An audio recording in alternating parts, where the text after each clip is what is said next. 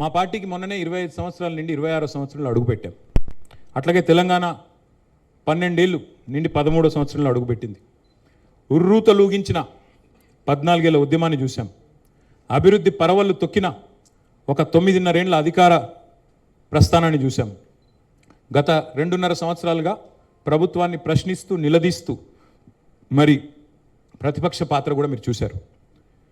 ఈ 25 వసంతాలు పూర్తి చేసుకోవడం అంటే మామూలు విషయం కాదు ఒక రాజకీయ పార్టీకి.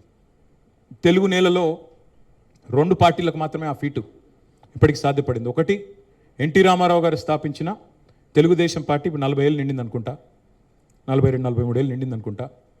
మా పార్టీ 25 ఏళ్ళు నిండింది. జగన్మోహన్ రెడ్డి గారి పార్టీ కూడా 12 ఏళ్ళు 10 ఏళ్ళు అయినట్టుంది. 25 ఏళ్ళు నిలదొక్కున్నది మాత్రం ఈ 2 పార్టీలు.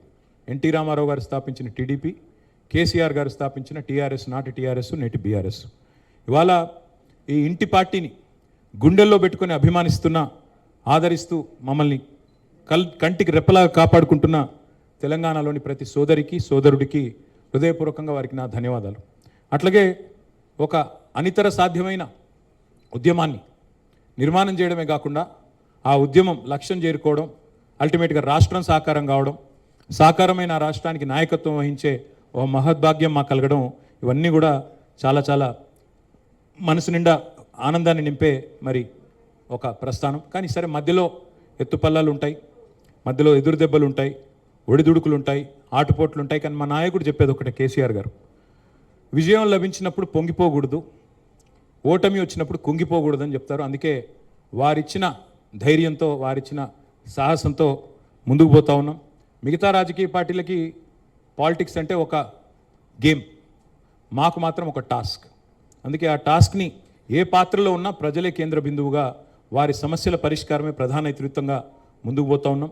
మరి ఈ మధ్యకాలంలో జరిగిన కొన్ని ఎన్నికల్లో కూడా పార్టీ మంచి ఫలితాలే సాధించింది. రేపటి రోజున కూడా నేను ఒకటే చెప్తా ఉన్నా, కేసీఆర్ లాంటి నాయకుడు తెలంగాణకి రక్షణ కవచంలాగా ఉన్నంతకాలం ఎవ్వరూ ఏమీ చేయలేరు. ముమ్మాటికి తెలంగాణ తన అస్తిత్వాన్ని, తన ఆత్మని వెతుక్కుంటూ రాష్ట్రాన్ని సాధించుకున్నది. ఈ సాధించుకున్న ఈ రాష్ట్రాన్ని ఉజ్వల తెలంగాణగా, భారతదేశానికి ఒక లైట్ హౌస్ లాగా నిలబెట్టేదాకా మా ప్రయాణం కొనసాగుతుంది.